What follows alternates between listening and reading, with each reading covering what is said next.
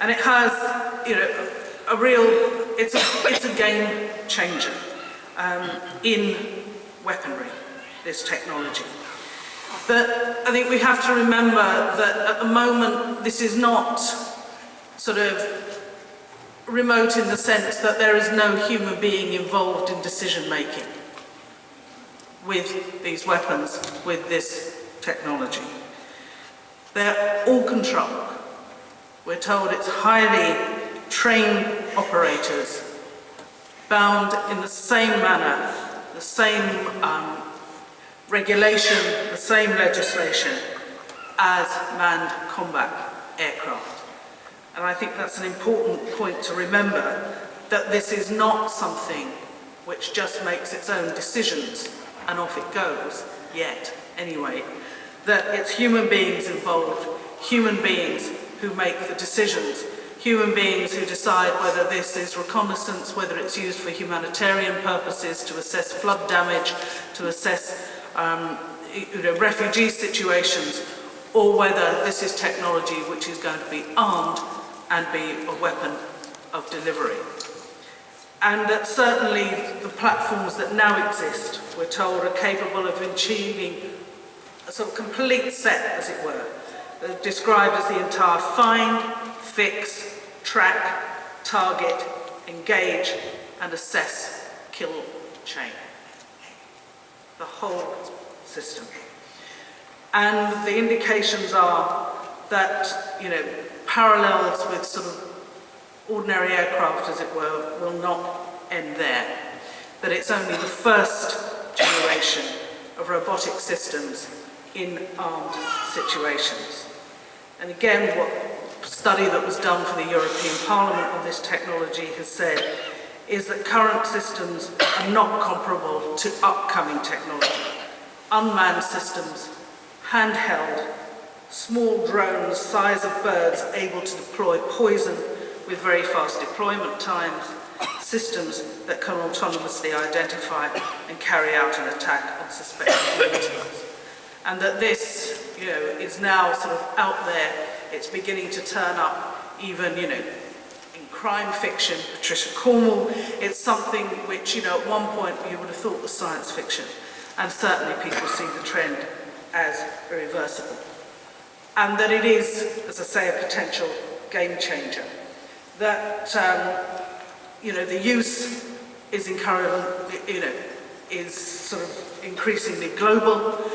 And it's not like nuclear weaponry, something that necessarily sort of comes country by country. You try and set in place international sort of agreements to try and control the spread of that technology, and we know how successful that may or may not have been when you look at now what's happening, for example, with special treatment for India, which at one time was considered outside the not able to access nuclear civilian technology because it had nuclear weapons outside the Non-Proliferation Treaty.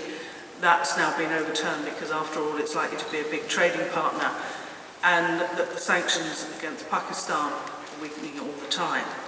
So, the very sort of widespread nature of this technology, and indeed its production, is going to be, I think, sets some very particular challenges. And it's not only the very small, sort of almost, individualized technology here. We're also looking at the people considering the development of even large-scale weaponry delivery, and of course, people really concerned about what it might mean in terms of biological, chemical, and nuclear weaponry as well, that might be operated in this way. And, what you also hear is, as the systems proliferate, the costs come down. As if somehow this is a good thing, but of course what it means is you see an even wider spread. So it's a really worrying technology. And I think that, we've been sort of behind the development in so many ways in terms of actually recognising what it means and what needs to be done. There's a whole set of legal questions that go along with this. Complicated because a lot of the strikes, as we've seen, don't come from in-country. They don't even come from countries that are what one would consider to be sort of at war in any sort of conventional sense. It's cross-border. The consent is often very opaque in terms of who is actually allowing strikes in particular countries. That, while governments on the one hand may say that they deplore the strikes, they deplore the deaths, on the other hand, it's never entirely quite clear whether they haven't also welcomed them because of who they believe they eliminate. So there are very significant legal and indeed, of course, ethical questions. And as I say, the complexity about who makes the decisions is part of this, and the law, therefore, that applies, let alone what one does about applying the law. And there are very particular questions for the UK. The Americans' position is that they see what's going on, for example, in terms of Pakistan across the border into Afghanistan or in Yemen or wherever, as that this is an armed conflict with Al-Qaeda as well as the Taliban and associated forces. It's a response to the 9/11 attacks and constitutes for them self-defense under international law. So Congress has authorized the use of all necessary and appropriate force through the 2001 authorization, which still remains in force. So you'll find American lawyers, some, who will argue that this is legitimate, the use of drone technology, the use of, what some of us would see as indiscriminate killing, they would see as targeted against a particular enemy and therefore constitutes legality for them. That's a big argument that should be had in the States. But for the UK and its involvement, well, we don't have such legislation in place. We haven't overtly tried to, what some of us would see as subvert international law in order to allow use of such technology from the UK to supply information to the United States in its use of such technology. In fact, it's not really clear at all on what basis the UK is doing this. And therefore, there's certainly legal opinions being heard now that say it could well be that the UK is complicit in a war crime.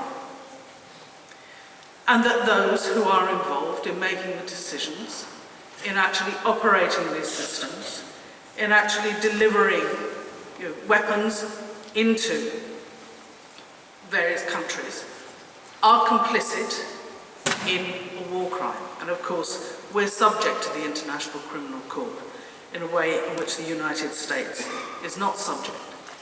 So the issues about transparency, what's the basis for the decision making? Accountability, who is it who makes these decisions on what grounds? What sort of legislation therefore applies, what's missing, is a really big issue, which the House of Commons at long last seems as if it's starting to come to grips with, not least thanks to the work of the all-party group, an informal group, on drones, unmanned aerial vehicles, which was set up about a year ago now in the Parliament, had an early day motion there. It's pushed by people such as Tom Watson, George Galloway, Caroline Lucas, David Anderson, Sandra Osborne and John Hemmings were people who signed the original, set out the original early day motion to push for some sort of discussion, accountability, change in the law and hopefully rollback. So they wanted to know on what basis is the UK sharing information with other states for the use of targeted killings? What are the human rights questions that arise from the direct and indirect use of drones? And the need for increased transparency and accountability. The Defence Committee in the House of Commons is now undertaking an inquiry on this, and written evidence had to be in by September, and that inquiry is now going on. So we'll see what comes from that.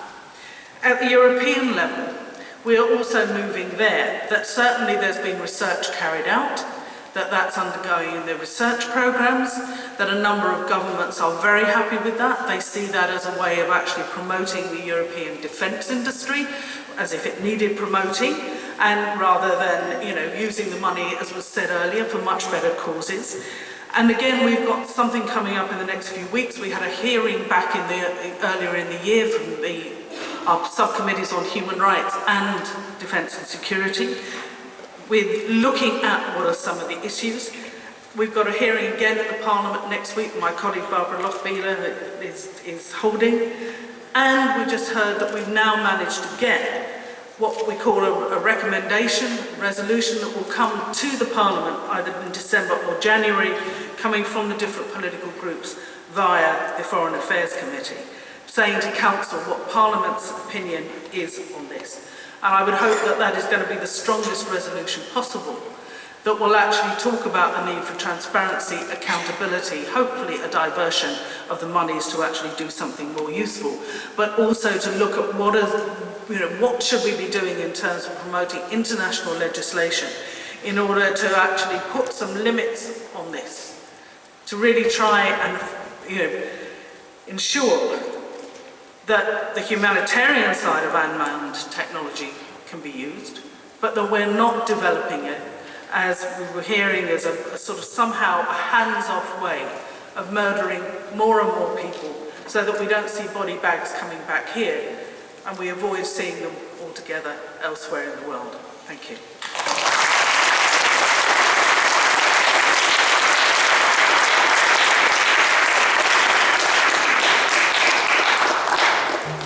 Thank you very much, Jean.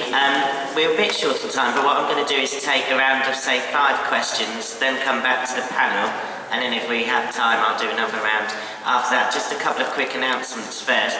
First, there's hot food and snacks being served on the lower ground floor for lunch, so you don't need to leave the building if you don't want to. You can just go